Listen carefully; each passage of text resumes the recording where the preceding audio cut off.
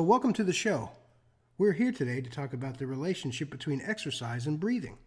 One of the most important parameters is VO2, or oxygen consumption. And oxygen consumption is the amount of oxygen consumed per minute by the body, the amount of oxygen demanded by the working muscles. It relates to exercise intensity, and it's a surrogate for work output. Another important parameter is respiratory rate. Respiratory rate is the number of breaths per minute that an athlete breathes during his or her exercise.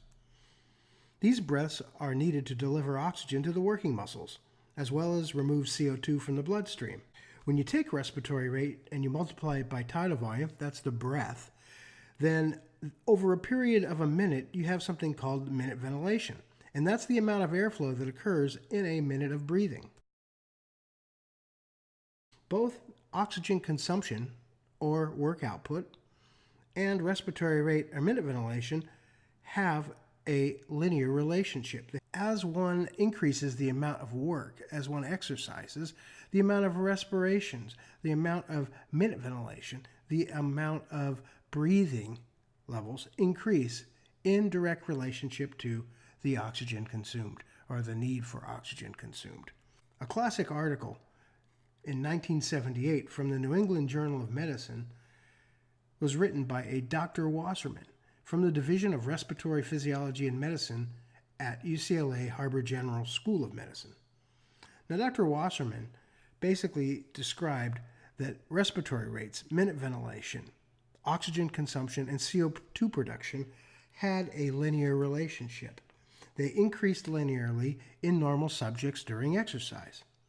He also characterized exercise into three phases. The start of exercise increases to steady state, which we call a warm-up, and of course, achievement of steady state. Now, Wasserman concluded in his article, this groundbreaking article, that the ventilatory response of respiratory rate, tidal volume, and minute ventilation to exercise is proportional to the oxygen consumed in the CO2 produced.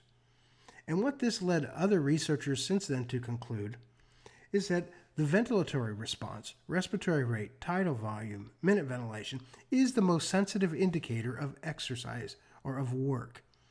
And monitoring the ventilatory response during exercise provides us with a means to assess the efficiency and the intensity of training.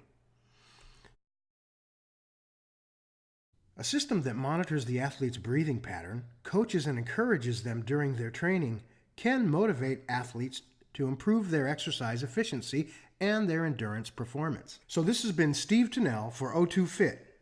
Please catch our next set of videos on exercise endurance, also known as cardio or stamina, and respiratory muscle training for athletic performance.